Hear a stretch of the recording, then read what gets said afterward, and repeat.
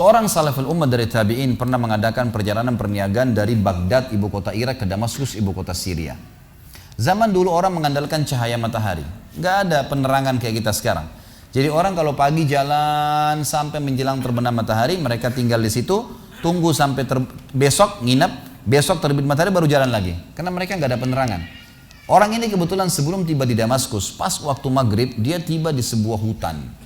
Hutan ini lebat, gelap, ya. Bayangkan kalau anda di posisi ini gelap di hutan sendirian, nggak ada orang-orang, dan hutan ini liar, gelap sekali.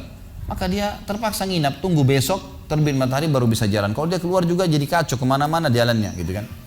Maka dia pun wudhu, dia sholat maghrib isya jamak qasar layaknya seorang musafir, lalu dia coba istirahat, tertidur. Di awal malam, kalau kita sekarang sekitar jam 11 malam, dia bangun ingin sholat tahajud.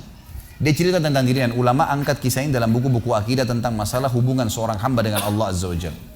Yang terjadi teman-teman sekalian, pada saat dia sholat, dia bilang, selesai saya 2 rakaat pertama, saya ingin berdiri ke rakaat tahajud selanjutnya, tiba-tiba saja di depan mata saya ada seekor harimau meraung dengan keras, siap menerkam saya.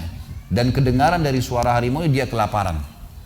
Saya waktu itu berpikir, kalau saya lari, pasti saya bisa ditangkap oleh harimau ini. Dia lebih cepat, lebih kuat, gitu kan? Dan matanya lebih tajam. Apalagi ini lokasi memang tempat dia hidup. Saya tidak bisa buat apa-apa.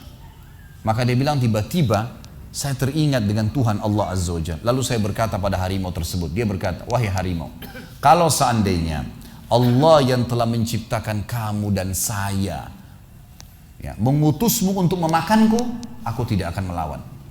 Karena sudah takdirnya. Tapi kalau kau datang untuk mengganggu ibadahku dengannya, bukan karena perintah Allah, maka kau akan minta kepadanya Allah Azza wa Jalla untuk mematikanmu. Tiba-tiba dikatakan dalam kisah ini, orang saleh ini bercerita, harimau tersebut menundukkan pandangan matanya meninggalkan saya, tidak jadi memangsanya. Apa yang kita ambil peran dari sini, teman? Apa yang kita ambil pelajaran daripada kisah ini? Harimau pun yang buas makhluknya,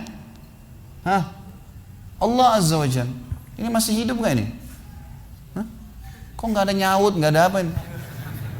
Saya nggak tahu ini ngantuk, tidur atau hadir nggak? Ini rupanya di Bali orang suka senyap, ya. Jadi ternyata Allah Subhanahu Wa Taala menciptakan semuanya, teman-teman sekalian. Ular kah, harimau kah, apa saja.